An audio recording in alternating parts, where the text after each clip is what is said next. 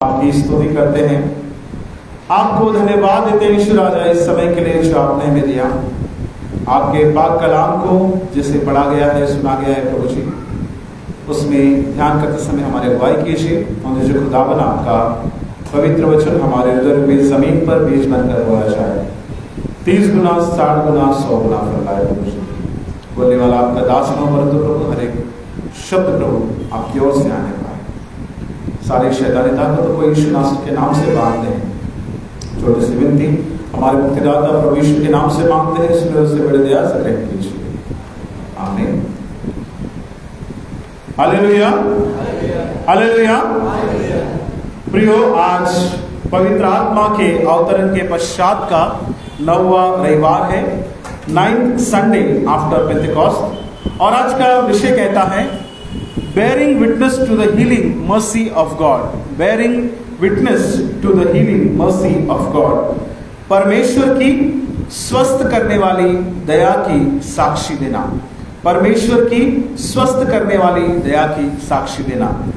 दूसरे शब्दों में अगर कहें तो जब परमेश्वर हमें चंगाई देता है तो हमने गवाही देना जरूरी है। परमेश्वर जब हमें चंगाई देता है तो हमें गवाही देना जरूरी है, हमें उस चीज की गवाही देना जरूरी है। जब हम लोग चंगाई की बात करते हैं प्रियो, आज हमने 3 शास्त्र पाठों को सुना है। पहला शास्त्र पाठ हमने पढ़ा है दूसरा राजा उसका 5वां अध्याय 9 से 19 वचन में। यहाँ पर हम लोग देखते हैं कि नामान की चंगाई यहाँ पर हुई।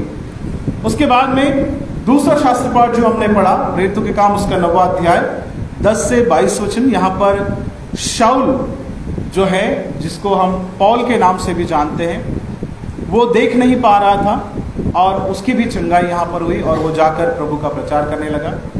नामान परमेश्वर का धन्यवाद देने लगा। और उसके बाद जो आज का तीसरा जो वचन हमने पढ़ा मार्क उसका 5वां अध्याय 1 से 20 वचन, इसमें हम लोग देखते हैं कि एक व्यक्ति जिसमें दुष्टात्मा समाई थी, उसका नाम क्या था? क्या नाम था? सेना, है ना, क्योंकि उसमें एक नहीं बहुत सारी दुष्टात्माएं उसके अंदर थी। और यहाँ पर वो व्यक्ति भी चंगा होता है और जब वो प्रभु के पीछे जाना चाहता है तो 19वें वचन लिखा है कि प्रभु यीशु उससे कहते हैं कि अपने घर जाकर अपने लोगों को बता कि तुझ पर दया करके प्रभु ने तेरे लिए कैसे कैसे बड़े काम किए हैं।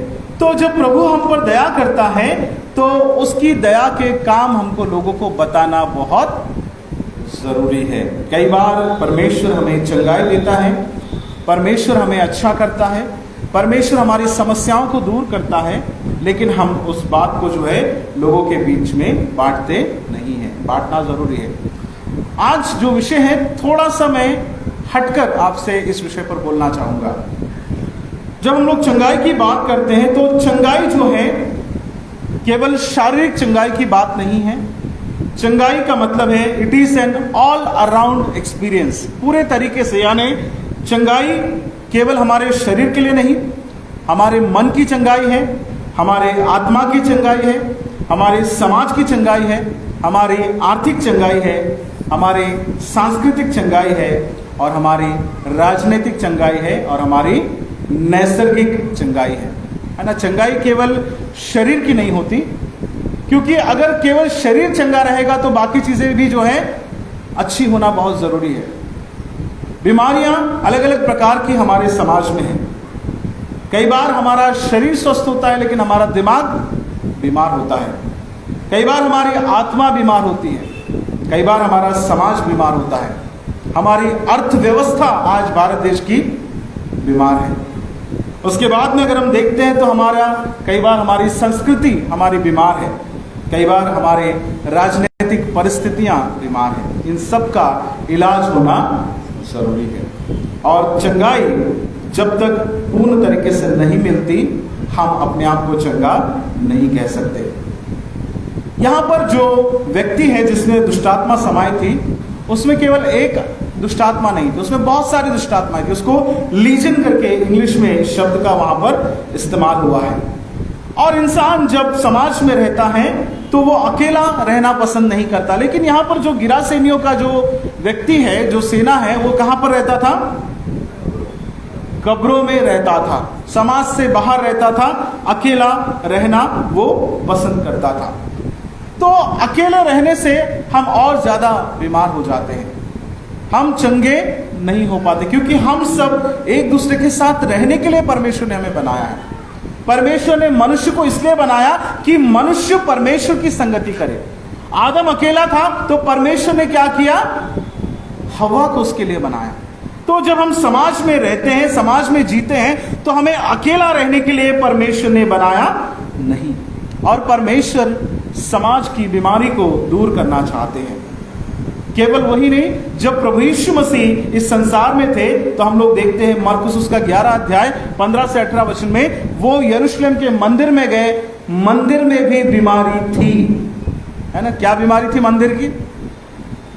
यरूशलेम के मंदिर की बीमारी क्या थी?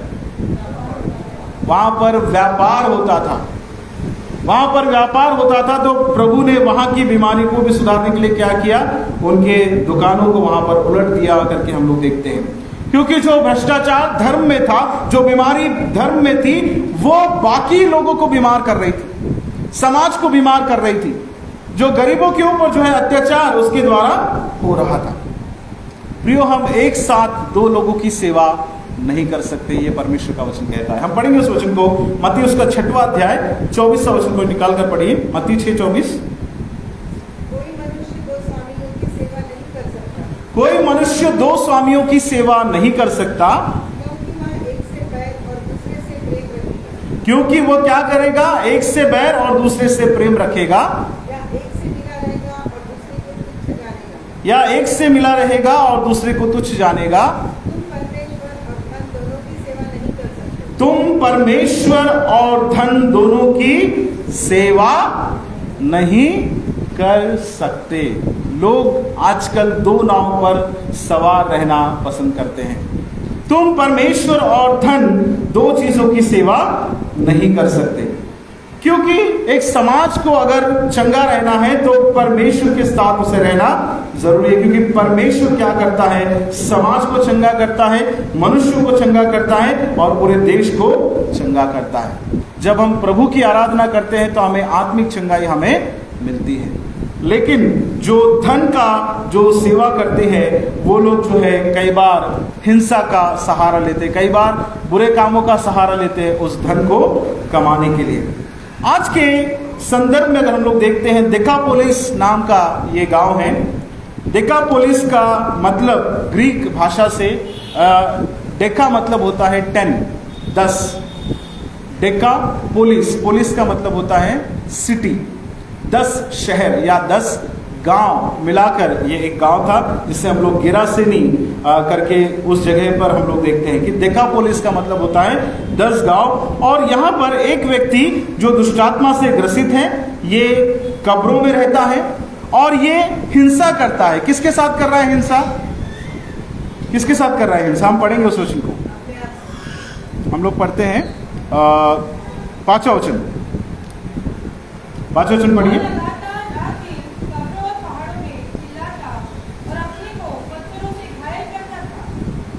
हाँ, वह जो है क्या करता था, अपने आप को पत्थरों से घायल करता था। खुद के लिए तो वो परेशानी करता ही था, समाज के लिए भी क्या था, नाक में दम करने वाला व्यक्ति था, है ना। लोग उसको क्या कर रहे थे, कई बार उसको सांकलों से, बेड़ियों से उसको बांध कर रखने की कोशिश की, लेकिन वो क्या करता था, सांकलों को भी तोड़ देता था, बेड़ियों को भी तोड़ देता था, अपने आप को घायल करता था, क्योंकि उसका दिमाग जगह पर नहीं है, उसके अंदर में दुष्टात्माएं भरी हुई थी। वो खुद को भी घायल करता था, समाज के लिए भी वो एक सरदर्द बना हुआ था। और जब प्रभु यीशु ने उसके अंदर से उस दुष्टात्माओं को निकाला तो उसने कहा कि मुझे इस देश से बाहर मत भेज, यहाँ पर जो सूअरों का जो झुंड है उसमें मुझे भेज दे। और उसके बाद में क्या होता है उस कहानी में कि वो सूअरों के झुंड में, जहाँ पर कितने सूअर थे, 2000 के करीब सूअर थे, उसमें भेज दिया गया। और भेजने के बाद वो सूअरों का झुंड क्या हो गया, पहाड़ी से कूद कर वो जो है अपने आप को उन्होंने नदी में या झील में वहां पर गिरा दिया और वो सब के सब डूब कर मर गए। और ये बात सुनकर लोग दौड़कर आए और दौड़कर आकर वो यीशु मसीह के पास में आए और यीशु मसीह को उन्होंने क्या बोला? क्या बोला उन्होंने यीशु मसीह को? हम तुझसे विनती करते हैं कि तू हमारी सीमा से बाहर चला जा। ऐसा क्यों कहा? क्यों कहा कि हमारी सीमा से बाहर चला जा? क्यों कहा? मैं आगे आपको जवाब दूंगा क्यों कहा। ठीक है, तो यहाँ का जो बैकग्राउंड अगर हम लोग देखते हैं, यहाँ की पृष्ठभूमि इस कहानी की अगर हम लोग देखते हैं, तो जो सुअर को जो चराने का जो व्यापार था, दिकापुलिस जो जगह है, यहाँ पर ये जो सुअरों का चराने का जो व्यापार था, डायरेक्ट रोमी जो साम्राज्य है उनके हाथों के नीचे था। सुअरों को चराना, बढ़ाना, उसका व्यापार करना, उससे उनको बहुत ज्यादा आमदनी उनको वहां पर मिलती थी। और यहाँ पर जैसे ही सुअरों का झुंड यहाँ पर जाकर डूब मरा, तो यहाँ पर ये सभी गांव के लोग जो है चिढ़ गए और वो लोग आकर कहने लगे यीशु मसीह से, तू यहाँ से निकल जा, क्योंकि हमारा इतना बड़ा व्यापार का तूने नुकसान कर दिया। मैंने आपको शुरुआत में बोला कि हम दो लोगों की सेवा नहीं कर सकते, या तो धन की सेवा करेंगे या तो परमेश्वर की सेवा हम करेंगे। उन्होंने जब सुना तो यहाँ पर वो आकर प्रभु यीशु मसीह को जो है वहां से निकाल देते हैं। ये जो दुष्टात्मा से भरा व्यक्ति है, इसको आज हम लोग थोड़ा सा एक सिंबॉलिकली हम इसको स्टडी करने की कोशिश करेंगे, इसके बारे में हम समझने की कोशिश करेंगे। ये दुष्टात्मा से ग्रसित व्यक्ति था और उसको समाज जो है अपने साथ रखना पसंद नहीं करता था, उसको कब्रों में रहना पड़ता था करके हम लोग यहाँ पर देखते हैं। और ये जो दुष्टात्मा जो उसमें थी, उसको सेना करके नाम उसका दिया गया। सेना का मतलब होता है लीजन, इंग्लिश में लीजन। लीजन मतलब एक बटालियन में 6000 सिपाही होते। कितने? 6000। रोमी सेना में एक बटालियन में 6000 सिपाही होते थे। तो सेना का मतलब उस व्यक्ति के अंदर में कितने दुष्टात्माएं होंगी? 6000 दुष्टात्माओं के करीब उसके अंदर में है। इसलिए वो कहता है कि मेरे अंदर सेना है, मैं अकेला नहीं हूं, क्योंकि प्रभु यीशु मसीह ने उसका नाम उससे पूछा। 9वें वचन में देखिए लिखा है, उसने उससे पूछा तेरा क्या नाम है? उसने उससे कहा मेरा नाम सेना है, क्योंकि हम बहुत हैं। पहली बात हम लोग आज के वचन में हम लोग सीखने वाले हैं कि ये इंसानी विडंबना ये है कि मनुष्य जो है जिसमें सेना थी, जिसमें दुष्टात्मा थी, उसको कहाँ रहना पड़ता था? कहाँ रहता था वो? कब्रों में रहता था। मैंने शुरुआत में आपको बताया कि परमेश्वर ने मनुष्य को क्यों बनाया? क्यों बनाया? ताकि वो संगति में रहे, है ना? किसकी संगति में रहे? परमेश्वर की संगति में रहे और मनुष्य की संगति में रहे, समाज में रहे, समाज के लोगों के साथ में रहे। लेकिन क्योंकि वो व्यक्ति दुष्टात्मा से ग्रसित हो गया, तो लोगों ने उसको क्या किया? समाज से बाहर कर दिया। वो कब्रों में रहने के लिए मजबूर हो गया और वहां पर हम देखते हैं कि उसको अकेला रहना पड़ता था। इंसान जब अकेला हो जाता है तो और बीमार हो जाता है, वो उसका इलाज नहीं है। इंसान जब अकेलेपन में चला जाता है, लोनलीनेस। आज के हमारे समाज में भी अगर हम लोग देखते हैं, कई बार लोग डिप्रेशन का शिकार क्यों हो रहे हैं? क्योंकि अकेलापन, लोग अकेले हैं, इसीलिए आज लोग बीमार हैं। परमेश्वर जो है हमको समाज में रहने के लिए परमेश्वर ने बनाया है, लेकिन समाज जो है, यहां पर जो समाज है वो कैसा है? वो उसको साथ में रखना नहीं चाहता। अब इस कहानी को हम थोड़ा सा दूसरे नजरिए से हम देखेंगे। इस घटना में बीमार कौन है? कौन है बीमार? असल में दुष्ट आत्मा किसको पकड़ी हुई है वहां? हाँ? दुष्टात्मा असल में किसको पकड़ी है वहां पर? हालांकि कहानी में जो लिखा है, घटना में जो लिखा है, किसको है? वो व्यक्ति को है। बीमार कौन है? वो व्यक्ति है। लेकिन अगर हम थोड़ा सा नजरिया बदलकर हम देखते हैं तो दरअसल कौन बीमार है वहां पर? क्यों बीमार है मैं आपको बता रहा हूं। जब दुष्टात्मा वाला व्यक्ति चंगा हुआ तो वहां पर रिएक्शन क्या होना चाहिए था? अगर आपके परिवार में, आपके समाज में, आपके गांव में, आपके चर्च में अगर किसी को दुष्टात्मा पकड़ी है और हो सकता है कि दुष्टात्मा उसकी निकाल दी गई और आपके घर में अगर कोई जानवर है जो पालतू है उसमें उस दुष्टात्मा को भेज दिया गया, तो आपका रिएक्शन क्या होगा? और वो जो जानवर है वो जाके मर गए, जैसे यहां पे घटना में हुआ, तो आपका रिएक्शन क्या होगा? हाँ? जोर से बोलिए। कुछ लोग बोल रहे खुशी होगी, कुछ लोग बोल रहे गुस्सा होगा, दुख होगा। रिएक्शन होना क्या चाहिए था? खुश होना चाहिए था। अरे तुम्हारे समाज का व्यक्ति है जो कई साल से बेचारा बीमार है, जिसमें बहुत सारी दुष्टात्माएं हैं, जो अपने आप को घायल कर रहा था, जिसको हम बांध कर रखते थे, संकलों को तोड़ देता था, पूरे समाज के लिए न्यूसेंस बना हुआ था। ऐसा व्यक्ति अगर चंगा हो गया तो 2000 सुअर कौन सी बड़ी बात है? कौन सी बड़ी बात है? 2000 सुअर, पैसा कौन सी बड़ी बात है? लेकिन उल्टा यहां विपरीत क्या हुआ? यहां पर देखिए, जैसे ही सुअर डूब गए तो चरवाहों ने क्या किया? 14 से लेकर 17 वचन तक पढ़ेंगे, कोई पढ़िए।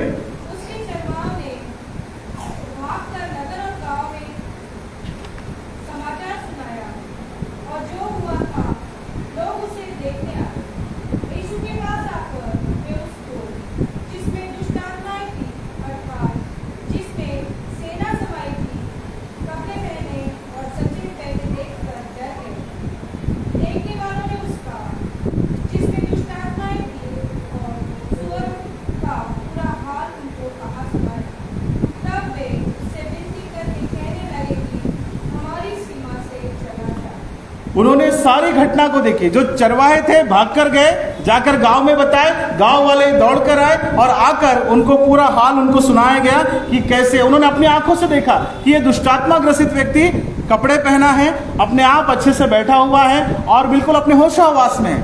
फिर उसके बाद उन्होंने जो है देखा कि सूअरों का हाल क्या हुआ, और उसके बाद में उनका रिएक्शन क्या है? प्रभु यीशु से कहते हैं कि हमारी सीमा से चला जा। हम विनती करते हैं कि हमारी सीमा से चला जा। कहने का मतलब क्या है? मनुष्य को परमेश्वर ने बनाया कि वो दूसरे मनुष्य के साथ मिलकर रहे, कि वो दूसरे मनुष्यों की देखभाल करे, चाहे वो व्यक्ति किसी दुर्घटना में क्यों ना हो, कोई संकट में क्यों ना हो, हम उसकी देखभाल करें। सबसे बड़ी जिम्मेदारी परमेश्वर ने एक मनुष्य को दूसरे मनुष्य के लिए दी है। लेकिन यहां पर हो क्या रहा है? लोग इंसानियत भूल गए और यहां पर क्या कर रहे हैं? इंसान से ज्यादा उनको किस चीज की पड़ी है? नुकसान की, है ना, पैसों की उनको पड़ी है। पहली बात हम यहां पर सीखते हैं कि people choose profit about people. लोग जो है मनुष्य से ज्यादा प्रॉफिट के पीछे भागते हैं। समाज हमारा कैसा है? फायदा और नुकसान देखने वाला समाज है, कि भले किसी का अच्छा हो रहा है या बुरा हो रहा है ये नहीं सोचेंगे वो, लेकिन मेरा उसमें क्या नुकसान है, मेरा उसमें क्या फायदा है। तो बीमार कौन है? बीमार समाज है। असल में दुष्टात्मा से ज्यादा ग्रसित व्यक्ति से ज्यादा जरूरत चंगाई की उस समाज को है, जो अपने प्रॉफिट के लिए, है ना, एक इंसान चंगा हो गया ये भी उस बात पर वो ध्यान नहीं करते, क्योंकि प्रॉफिट उनके लिए ज्यादा महत्वपूर्ण है। आज का जिस समाज में हम लोग जी रहे हैं, यहां पर भी हम लोग धन की सेवा कर रहे हैं या परमेश्वर की सेवा कर रहे हैं? कई बार हम अपने फायदे के बारे में हम सोचते हैं। जब इलेक्शंस आते हैं देश के, तो हम लोग वोट जब करने जाते हैं तो हमको पता है कि कौन सी सरकार को चुनना है, किसको चुनना है, किसको नहीं चुनना है। उसके बावजूद भी शराब में बिक जाते, उसके बावजूद भी बिरयानी में बिक जाते, उसके बावजूद भी 500-500 रुपए में हम बिक जाते, 1000 रुपए में बिक जाते। कीमत लगी है और हमको खरीदा जा रहा है। हमारे समाज में बोलो, हमारे देश में बोलो, हर जगह पर कोई नौकरी के लिए बिक रहा है, कोई पैसों के लिए बिक रहा है, कोई शराब के लिए बिक रहा है। हर किसी की कमजोरी को जो है खरीदा जा रहा है। क्या हम समाज की भलाई चाहते हैं? क्या हम लोगों की चंगाई चाहते हैं? एक मौका प्रभु यीशु मसीह के चेलों के पास में भी आया। प्रभु यीशु मसीह कितने चेले थे? कितने चेले थे? 12, पक्का ना? हाँ, 12 चेले थे। 12 चेलों में से उनका जो ट्रेजरर था, कौन था ट्रेजरर? यहूदा इस्करियोती। यहूदा इस्करियोती को भी एक मौका मिला। इंसान को चुने या फायदे को चुने? इंसान को चुने या फायदे को चुने? प्रभु यीशु मसीह को चुने या पैसों को चुने? उसने क्या किया? क्या किया उसने? पैसों को चुना। संसार का उद्धार करता, जो परमेश्वर का पुत्र है, जिसके साथ वो 3.5 साल रहा, उसका जाकर उसने सौदा कर दिया। उसने प्रभु यीशु मसीह को केवल 30 चांदी के सिक्कों के लिए उसने बेच दिया। हमारी प्राथमिकता क्या है? हमारी प्रायोरिटी क्या है? क्या परमेश्वर हमारी प्राथमिकता है या पैसा हमारी प्राथमिकता है? कई बार हम इंसानी जज्बे को जो है हम ज्यादा महत्व नहीं देते, लेकिन हम अपने फायदे के लिए हम किसी भी चीज का सौदा करने के लिए तैयार हैं। चाहे इंसानियत हो, चाहे कलीसिया हो, चाहे परमेश्वर के लोग हो, हर किसी को हम बेचने के लिए हम यहाँ पर तैयार हैं।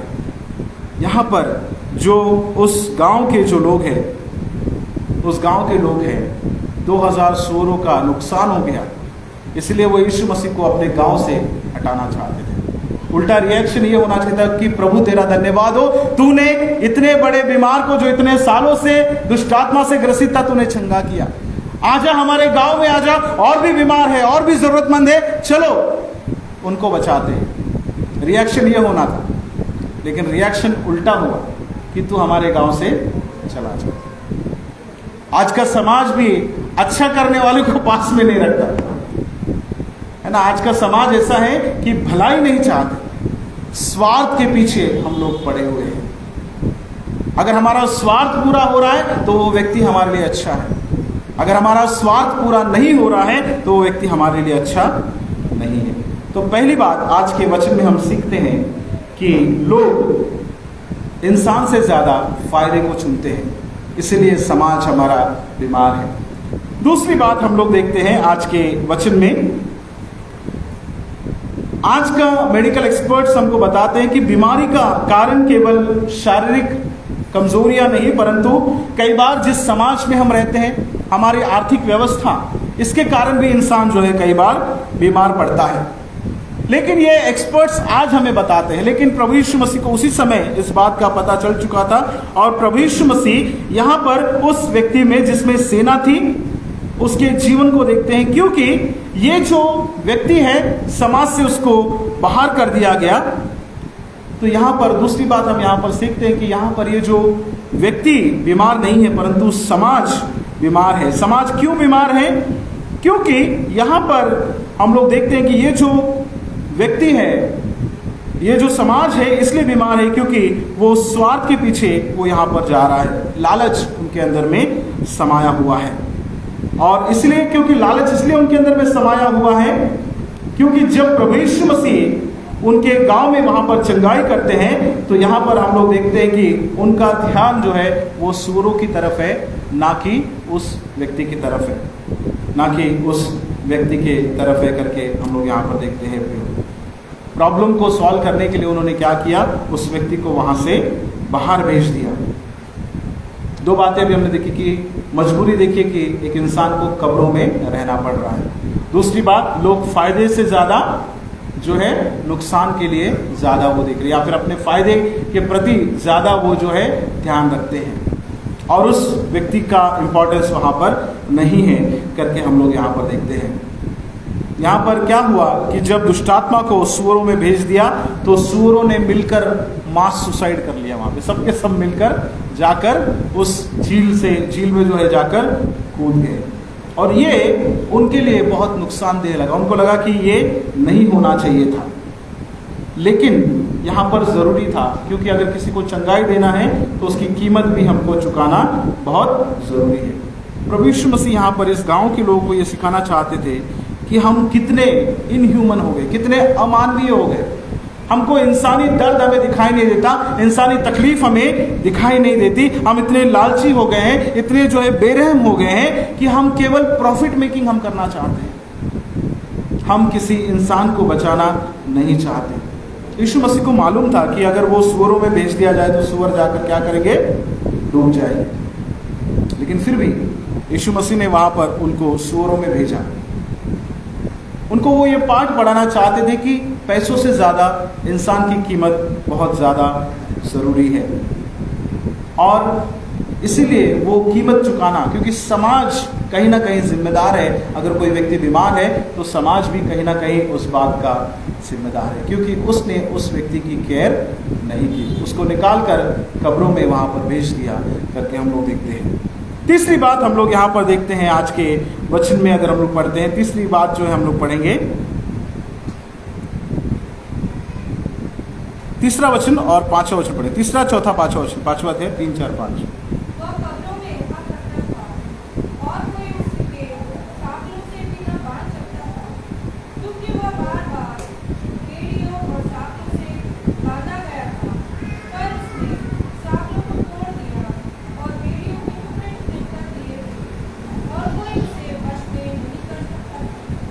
देखिए यहाँ लिखा है, वह कब्रों में रहा करता था और कोई उसे सांकलों से भी न बांध सकता था, क्योंकि वह बार बार बेड़ियों और सांकलों से बांधा गया था। पर उसने सांकलों को तोड़ दिया और बेड़ियों के टुकड़े टुकड़े कर दिए थे, और कोई उसे वश में नहीं कर सकता था। वह लगातार रात दिन कब्रों और पहाड़ों में चिल्लाता और अपने को पत्थरों से घायल करता था। पहले के कब्रिस्तान आज के कब्रिस्तान जैसे नहीं थे। कैसे थे मालूम है? पहले के कब्रिस्तान, इस्राएल देश के कब्रिस्तान कैसे होते थे? जैसे हम लोग आज गड्ढा खोद के इंसान को दफनाते हैं, ऐसा नहीं होता था। यीशु मसीह को जो कब्र पे रखा गया था, कैसी कब्र थी वो, है ना? एक जैसे गुफा जैसा कब्र है, और उसके अंदर में यीशु की देह को रखा गया और एक बड़ा पत्थर उसके ऊपर में लुढ़का दिया गया था। और जब प्रभु यीशु का पुनरुत्थान हुआ तो वो पत्थर हट गया करके हम लोग देखते हैं। तो बॉडी को एक कमरे जैसी जगह में एक कब्र जो है जिसके अंदर रखा जाता था, तो बॉडी को रखने के बाद में वो बॉडी डिकम्पोज होने को टाइम लगता था, डिकम्पोज होने को टाइम लगता था। तो कई बार वो हड्डियों की बदबू, है ना, हड्डियों की बदबू रहती थी। जो व्यक्ति वहां कब्र में रह रहा है उसके साथ में बहुत सारी हड्डियां हैं, बहुत सारे लाश वहां पर है। ऐसे बड़े कब्रिस्तान में यहाँ पर एक व्यक्ति दुष्टात्मा से भरा है। सोचिए उस व्यक्ति की हालत कैसी हो। चारों तरफ हड्डियां हैं, सड़ी गली हड्डियां हैं, बदबू है। ऐसे परिवेश में उस इंसान को रखा गया। वो रहा करता था, यहाँ लिखा है बाइबल में। लेकिन क्या वो अपनी मर्जी से वहां रहा करता था? क्या वो अपनी मर्जी से वहां रहा करता था? क्योंकि क्या किया गया, उसको कई बार बेड़ियों में बांधा गया, उसको सांकलों में बांधा गया। लोग उसको कंट्रोल करना चाहते थे कई बार, लेकिन वो कंट्रोल नहीं हो रहा, क्योंकि उसके अंदर सेना है, बहुत बड़ी ताकत है। वो तोड़ देता था उसको। तो उसका सॉल्यूशन क्या निकाला लोगों ने? भैया इसको गांव से बाहर भेज दो। कहां रखो इसको? कब्रिस्तान में रखो। तीसरी जो बात हम लोग देखते हैं इस वचन में, एक व्यंग्यात्मक टिप्पणी हम देखते हैं कि जो समाज समस्याओं को कैसे सुलझाने की कोशिश करता है। समाज जो है कैसे समस्याओं को सुलझाने की कोशिश करता है। कई बार अगर समस्या खत्म नहीं हो रही तो हम क्या करते हैं, उसको अपने नजरों से थोड़ी देर के लिए दूर कर देते हैं। कई बार हमको ऐसा लगता है कि out of sight out of mind, है ना। अगर चला गया नजर से दूर तो समस्या खत्म। समस्या को अगर दूर करना है तो हम क्या करते हैं कि भैया इसको निकाल के यहां से बाहर करो। आज सुबह बहुत एक अच्छी घटना हुई, पता है? शुरुआत में चर्च में क्या हुआ, जो शुरुआत में आया उनको पता है। आज का वचन भी वैसा ही है और वो समस्या भी वैसी आई आज हमारे चर्च में सुबह। क्या हुआ पता है? एक व्यक्ति बहुत शराब पिया हुआ अंदर आया था चर्च में। पहले वो पीछे के टेबल पे बैठा, फिर उसके बाद बीच में आया, फिर वो यहाँ पर आया। जब तक शांत था ठीक था, लेकिन वो चिल्लाने लगा जोर जोर से। फिर बीच बीच में जब हम लोग प्रेयर कर रहे थे तो वो चिल्लाने लगा। तो फिर हम में से कुछ लोगों ने उसको क्या किया, दूर किया। भाई साइमन यहाँ खड़े थे, बोले उसको इग्नोर करो करके बोले। लेकिन वो व्यक्ति क्या कर रहा था, अगर वो रहता तो और चिल्लाता और डिस्टर्बेंस क्रिएट करता।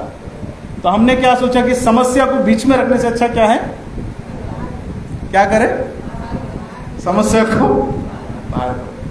कई बार हम लोग यही करते हैं कि समस्या अगर हमारे बीच में है, उसको हम खत्म नहीं कर सकते, तो क्या करो, उसको बाहर करो। ये जो दुष्टात्मा से ग्रसित व्यक्ति था, अगर वो समाज में रहेगा तो हमेशा हर रोज तकलीफ देगा, हर रोज तकलीफ देगा। तो उससे अच्छा इसको क्या करो, ले जाके कब्र के बीच में रखो। भले ही वहां रहने के उसके हालात कितने खराब क्यों ना हो, भले ही उसको सड़ी गड़ी लाश के साथ में उसको रहना क्यों ना पड़े, हम लोग क्या करते हैं, अंडर द कारपेट हम अपने कचरे को झाड़ के रख देते हैं कि भैया कारपेट तो बिछा हुआ है, कचरा अंदर है, किसको दिखने वाला है। हम लोग क्या करते हैं, कई बार कोने के कचरे उधर ही झाड़ देते हैं। हम लोग इतने अच्छे से सफाई हम नहीं करते। कई बार हम उस तरीके से हम लोग जी रहे हैं। यहां पर प्रभु हमको सिखाना चाहता है कि समस्या का जड़ से इलाज होना बहुत जरूरी है, उसकी बीमारी को दूर करना बहुत जरूरी है। गांव वालों ने कभी इस बात का प्रयास नहीं किया। जब हम डॉक्टर के पास में जाते, पुराने समय में डॉक्टर लोग क्या करते थे, आपको बुखार हो गया, आपको सर्दी हो गई, आपको खांसी हो गई, क्या करते थे, पहले तुरंत वो लोग गोली दे देते थे, इंजेक्शन लगा देते। पुराने डॉक्टर लोग क्या करते थे, वो लोग पुराने डॉक्टर लोग क्या करते थे, इंजेक्शन लगाते थे, 2-3 दिन में अपन बढ़िया मस्त। आज अगर आप डॉक्टर के पास जाते तो वो क्या करता है, पहले टेस्ट कराओ बोलता है। मैं ये नहीं बोल रहा कौन सही है कौन गलत है, लेकिन आजकल के डॉक्टर क्या करते हैं कि पहले डायग्नोसिस क्या है ना, वो जो बीमारी है उसको डायग्नोस करना पड़ेगा ना, उसका निदान करना पड़ेगा, उसका अंदाज लगाना पड़ेगा कि भैया ये जो व्यक्ति को सर्दी खांसी हुई है, इसके पीछे का कारण क्या है। कई बार हम कारण जाने बिना बीमारी का इलाज करते हैं। पुराने समय में ऐसा होता था, कारण की जरूरत नहीं, भैया अपने को तो ये दवाइयां मालूम है, टोच दो, बाद में देखा जाएगा। हालांकि लॉन्ग टर्म के लिए कई बार अगर गंभीर बीमारी है तो आपको पता नहीं चलता, उसमें बहुत दिन के बाद पता चलता है। आजकल हम लोग क्या करते हैं कि टेस्ट लेकर जो है फिर उसके बाद में हम इलाज करते हैं। कई बार हमको लगता है कि पुराने लोग ही अच्छे थे कि भैया तुरंत इलाज हो जाता था, और अभी आजकल लोग डॉक्टर के पास जाने से डरते हैं कि भैया ज्यादा वो टेस्ट ही लिख देगा करके, इतना सब कौन करता बैठेगा। लेकिन डॉक्टरों के अगर नजरिए से देखेंगे तो आपको डायग्नोस करना बहुत जरूरी है कि आपका प्रॉब्लम क्या है, आपको जो है उसका निदान करना बहुत जरूरी है। आज समाज में भी जो बीमारियां हैं, समाज में जो बुराइयां हैं, कई बार हम उसका इलाज कर रहे हैं, लेकिन उस बीमारी का कारण क्या है। फिर से मैं इसी व्यक्ति पर आऊंगा जो शराब पीकर आज हमारे बीच में आया था, वापस इसलिए आऊंगा समझाने के लिए। अगर कोई व्यक्ति शराब पी रहा है तो उसके पीछे का कारण क्या है, क्या कई बार हमने वो जानने की कोशिश की।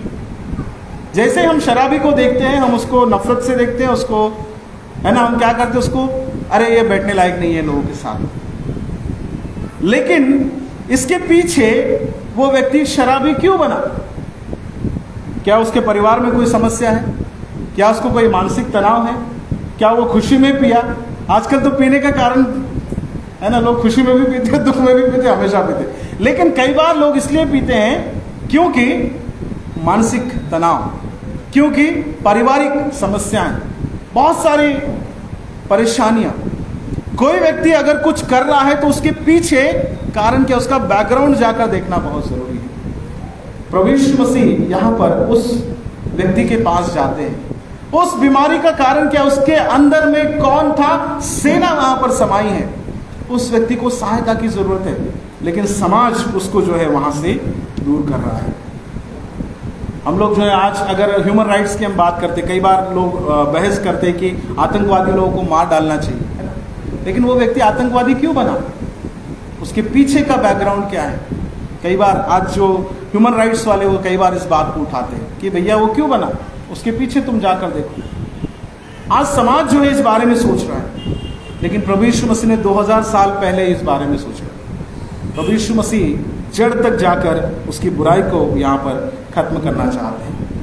यहाँ पर चरवाहे घबरा गए, भाग गए, जाकर गांव में जाकर बताने लगे कि हमारा नुकसान हो गया। गांव वाले, उनको सूरों की टेंशन है लेकिन इंसान की टेंशन नहीं है। प्रियो, आज का विषय हमसे कहता है कि प्रभु हम पर दया करता है। हमारा प्रभु दया करने वाला परमेश्वर है, जो बीमारों पर दया करता है और उसको चंगाई देता है। जब प्रभु दया करता है, उस प्रभु के स्वरूप में हमको बनाया गया, तो हमारे अंदर में कितनी दया होनी चाहिए? होनी चाहिए कि नहीं होनी चाहिए? लेकिन हम लोग क्या हो गए? निर्दयी हो गए, बेरहम हो गए, संगदिल हो गए हम। परमेश्वर के अंदर में जब दया का स्वरूप है, हम उसको दया सागर बोलते हैं, करुणा का सागर बोलते हैं। तू प्यार का सागर, सागर दया का तू है करके गाना गाते हैं।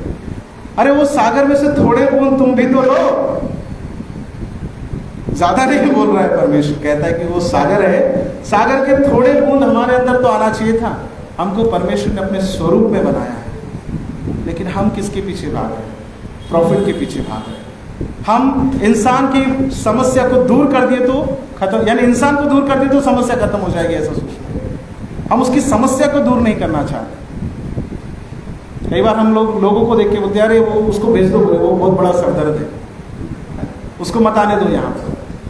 लेकिन उसका प्रॉब्लम क्या है, उस प्रॉब्लम को क्या समझकर हम उसको सॉल्व करने की कोशिश करते हैं। प्रभु यीशु ने दुष्टात्मा से ग्रसित व्यक्ति को उसकी समस्या को पूछा। पूछने के बाद उसने बोला कि मुझे यहाँ भेजो, है ना। दुष्टात्मा ने बोला कि मुझे सूअर पे भेजो, भेज दिया, खत्म। वहां पर उसकी समस्या खत्म हो। उसके बाद में क्या हो गया? वो व्यक्ति चंगा हो गया। वो कहता है कि मुझे अपने साथ रहने दे। फिर प्रभु यीशु कहते हैं कि जो तेरे ऊपर में परमेश्वर ने दया की, उसके बारे में लोगों को जाकर बताओ। जब हम समाज में रहते हैं, हमारे आसपास जो बीमार है, हमारे आसपास जो जरूरतमंद है, हम उनके लिए क्या सहायता करते हैं, कितनी मदद हम उनको करते हैं, तभी तो समाज चंगा होगा। अगर हमारा साथी बीमार है तो हम भी चंगे नहीं हैं। अगर हमारे परिवार में कोई व्यक्ति बीमार रहता है तो हमको अच्छा लगता है क्या? आपके बच्चों में से अगर किसी को बुखार आता है रात को, तो माँ बाप सो जाते हैं बिल्कुल। कितने माँ बाप सो गए थे आपके बच्चे बीमार थे रात भर, है ना। बचपन में मैं जब बीमार रहता था तो मेरी मम्मी और मेरे पापा रात भर बैठे रहते। कुछ नहीं होता तो कम से कम पानी में जो है रुमाल को डुबा डुबा के सर पे या माथे पे लगा के बैठते थे रात भर, क्योंकि उस समय में डॉक्टर्स के पास जाना रात के समय में मिलना बड़ा मुश्किल था। लेकिन हर वो कोशिश करते थे। कई बार शरीर को जो है गीला करते, भिगा के कैसे न कैसे टेम्परेचर डाउन हो जाए। अपने बच्चों के मामले में आ जाते तो हम लोग स्वार्थी हो जाते। लेकिन जब लोग समाज में बीमार हैं, जो जरूरतमंद है, हमको पता है कि हम उसकी सहायता कर सकते हैं, लेकिन हम निर्दयी हो जाते हैं, अपनी आंखों को बंद कर देते हैं, नजरों से दूर कर देते हैं। तो चंगाई की जरूरत दुष्टात्मा पकड़े वाले व्यक्ति को नहीं है। ज्यादा चंगाई की जरूरत किसको है? किसको है? कौन है वो? समाज। हाँ, समाज को बोले तो आप लोग बोलेंगे कि पास्टर साहब वहां की बात बता रहे, उनको जरूरत है, हमको जरूरत नहीं है। हमको जरूरत है चंगे होने की सबसे पहले, और जो चंगाई हमको मिली उसके बारे में लोगों को बताने की जरूरत है कि प्रभु कैसे हम पर दया करता है। प्रभु करे वचन हम सब के लिए आशीष का कारण बने। आमीन।